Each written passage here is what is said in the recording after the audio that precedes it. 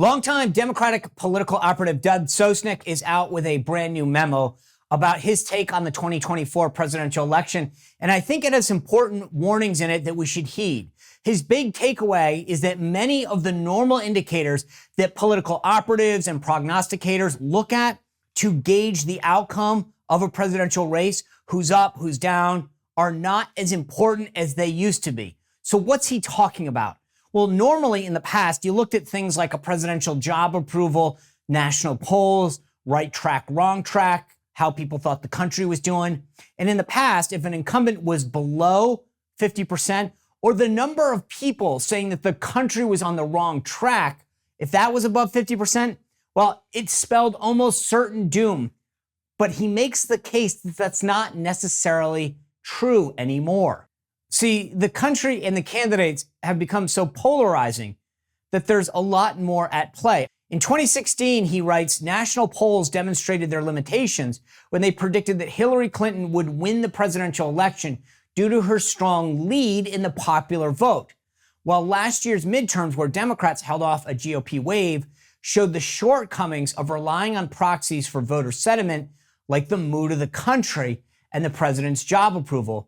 Both were dismal, right? So despite all of that traditional data, things didn't happen the way that everybody predicted.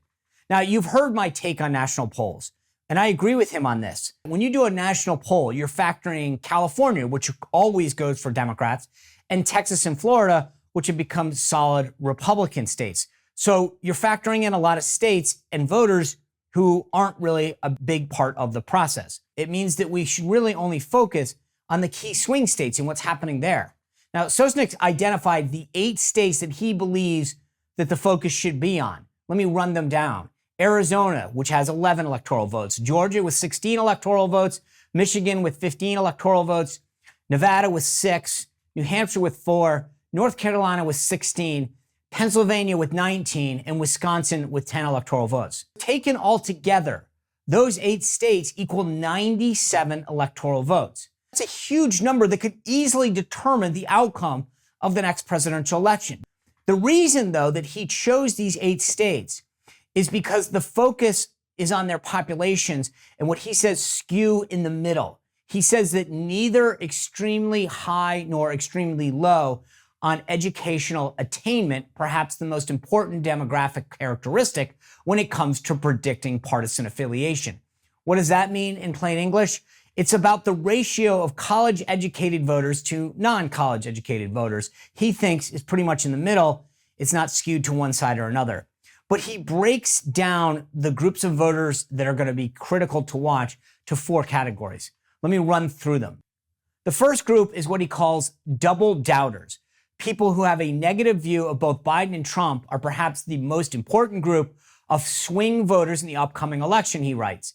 This is not an insignificant voting bloc. In an ABC Ipsos poll taken after Trump's most recent indictment, a majority of the country had a negative view of both Trump and Biden, with only 31% having a favorable view of both candidates. So how those people break, in his opinion, is going to be crucial. The second group, he points out, are what he calls abortion rights voters. He points to a stream of polling data on this issue, but this fact stuck out. In mid-June, Gallup poll, 69% of respondents, 74 of them were independents, said that abortion should be legal in the first 3 months of pregnancy, the highest level in the history of polls. So how these voters turn out and who they turn out for is going to be critical. And I think a lot of the candidate rhetoric around this issue is going to be crucial. The third group, interestingly, he points out, are Republicans. The results from the 2022 midterms, as well as recent polling, suggest that a group of Republican voters will be up for grabs in 2024, he writes, particularly if Trump is on the ballot. Democrats racked up double-digit percentages from Republicans in 2022 governor's races in Arizona, Michigan, and Pennsylvania. They also made significant inroads with these voters in Senate races in Nevada and Georgia. Recent polls that he cited indicate that roughly a quarter of Republican voters have serious concerns about another Trump nomination. So he thinks that how these folks play out and shake out is going to be critical to determining these 8 states. The last group are independents, and this is what he writes. The winning party in the last 4 election cycles carried political independence. The 2022 exit polls showed that over 30% of voters were independents, the highest percentage since 1980. But here's where his memo really gets down to brass tacks. And you know I've been saying this for a while. It's all about the presence and strength of any third-party candidates. In 2016, the double doubters, that group that he listed first, many of whom voted for third-party candidates, probably cost Clinton the election, he writes. In 2020, this is what he says, with no viable third-party option, Biden carried these double doubters by 15 points.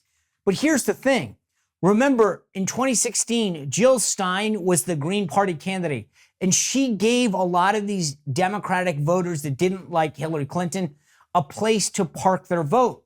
In 2020, there really wasn't a viable Green Party candidate, and that benefited Biden. People who had to make that tough choice defaulted to Biden. If there had been a viable third-party candidate, I think, they would have voted for him.